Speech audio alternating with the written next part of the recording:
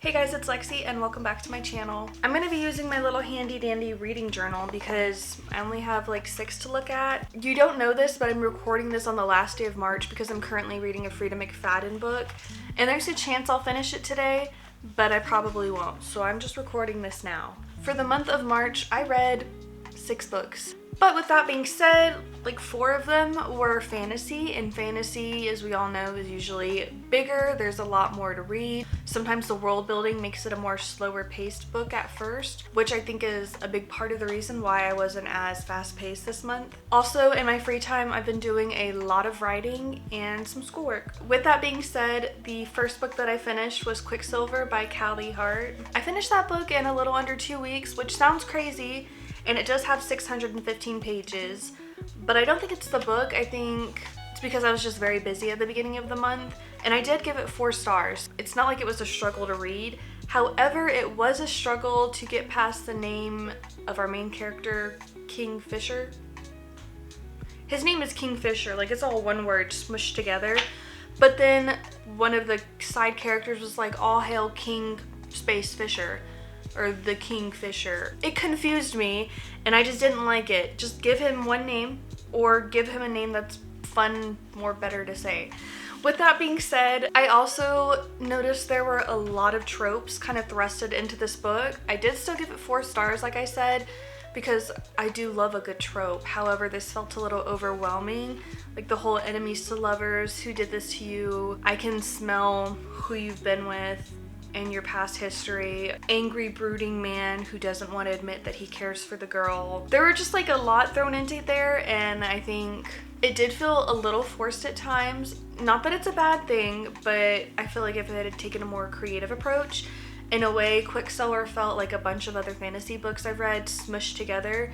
But this one did have a mixture of like fae, gods, and vampires, which was cool. With that being said, I am very excited for the next one to come out. I just need more of this world because I did really enjoy it.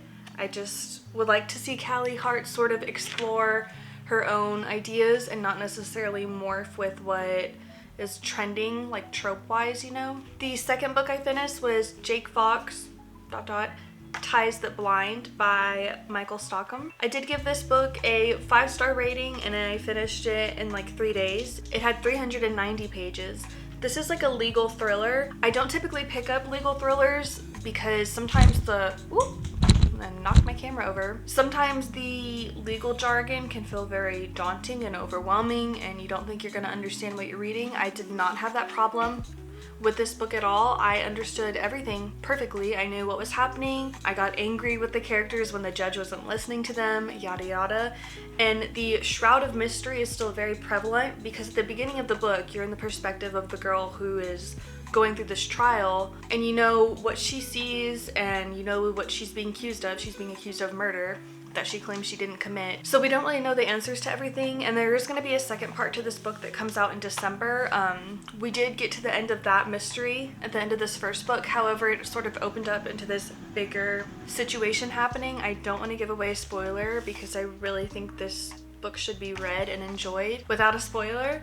But the second one I know is going to build off of this and solve this much more bigger, suspenseful story that's hanging over everyone's heads in this town. It was a very enjoyable read, and I'm glad I picked up a different thriller from a different author because I am reading a Frida McFadden book. I don't think I've read one since January, but I'm getting back into the swing. The third book I read was Deep End by Ali Hazelwood. I also gave this book 5 stars, which may seem a little crazy. I know some people did not eat it up like I did.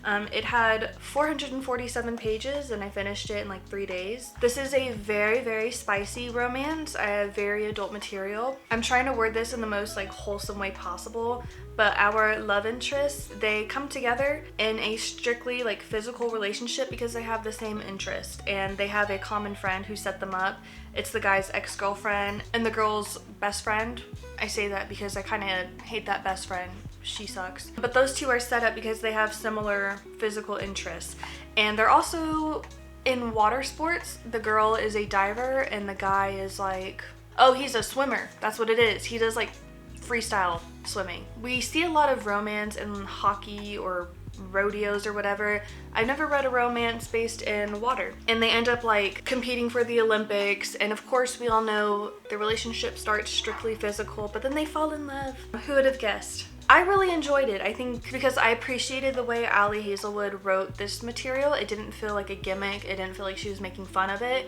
She did her research. She understood the nuances of what she was discussing. It doesn't feel like a book I would pick up solely for that material. I was really invested in their relationship and watching this girl learn to get back into diving. She had a really bad accident that sort of threw her off her career track, so watching her get back into it was really interesting because I can relate to that. I also just love Ali Hazelwood, so I can never say anything negative about her. The next book I read was The Prison Healer by Lynette Noni. I also gave this one 5 stars. I'm pretty sure I was just in a really good mood this month because I've just been dishing out 5 stars left and right. I finished this book in like a little over a week. It had 409 pages. This book had been sitting on my Kindle for months, almost exactly when I got it. My aunt was the one that recommended it to me, and it's sort of a more, I don't want to say underground fantasy, that sounds silly. It's just not one that I've seen anything about, so I think that's why I was hesitant to pick it up. I'm very open to trying new thrillers and maybe romance, but when it comes to fantasy, sometimes I'm a little more hesitant to try different authors. But I am so grateful I opened this. For some reason, my Goodreads likes to act up whenever I'm trying to record a video. I did have a lot of quotable highlights from this book, and they're all visible. I keep knocking my camera over. I feel like it's important to share highlights because it can kind of give you an insight to what the book is like and how it's written. One of my favorite quotes that I wrote down is, "Never apologize for loving someone, even when it hurts, especially when it hurts." For me, this read started off as a 4-star read because it felt a little slow. We're solely in this prison for exactly the whole story. So that was a little frustrating, and our girl is 17 years old and she's the prison healer. She is the one that nurses people back to health. Okay, sure. I guess we don't need to hire outside help, and I guess we don't need an adult to heal people. I can get past that because her father was a healer. She's put in this prison with her father. It's not a spoiler to say that her father did not make it because that's why she's the healer, but pretty much half of her family is dead and the other half is running away from the government to survive. And then there's this cute little romance that fosters between her and a inmate that comes in. There's just so much that happens, and the ending is what really flipped this around to 5 stars because there were so many twists and turns I did not see. I pretty much predicted nothing that ended up happening. My jaw dropped. But yeah, I think within like the last 20% is when my opinion on the book changed from 4 to 5. It became very, very fast paced. Just give it a chance. When you get to the end, your jaw is gonna drop, and please read The Prison Healer. I have the next one coming in, I think today, from Amazon.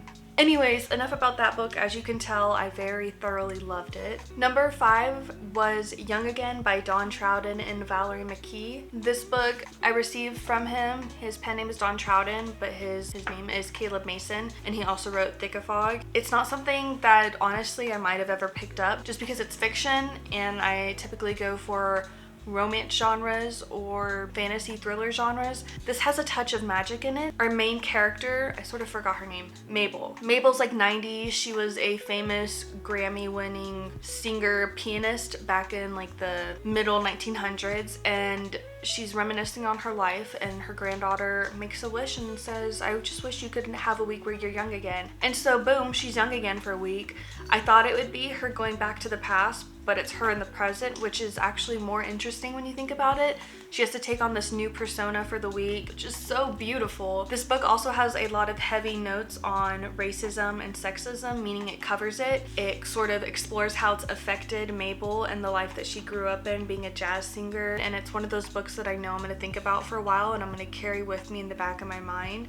That's why it's a 5-star, and y'all should really read it. I highly recommend. And then the very last book I read was Rebel Witch by Kristen Cicerelli. This is the second book in the Crimson Moth series. I don't think there's going to be a third one. I don't know why there would be. It came to a pretty wholesome ending. There could be if Kristen Cicerelli wants to explore this world that she set up at the end of Rebel Witch. I gave this book 4 stars, and I felt like it was a really perfect ending to this duology that I fell in love with. But I think the reason why I wasn't as in love with it as I could be is because it did feel kind of repetitive and very predictable at times. It was a lot of back and forth. He escapes, she escapes, they find each other, they're captured, and it goes in circles.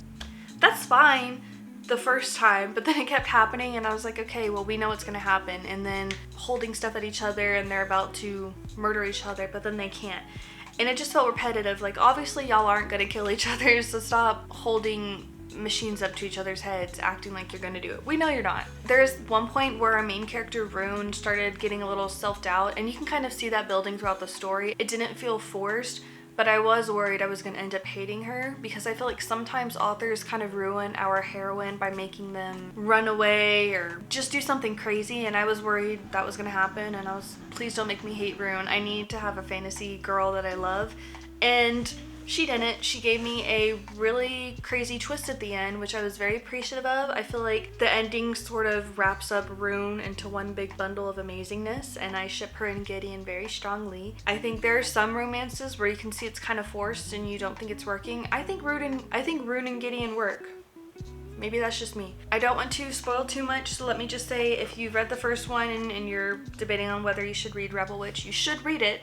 Yeah, I'm pretty sure that's all I have to say. March has been a very productive month for me, but not in reading, and that's okay. I'm gonna fill this out for TikTok later because it's missing some spaces, and I think right now, out of 100 books, I am at 26, so I have read 26 books to date. I'm 2 books ahead of schedule, so I think we're on a track to reach 100 by the end of the year, maybe more. Anyways, thank you for sticking around to the end of this video. I hope you enjoyed, and I'll see you in my next one.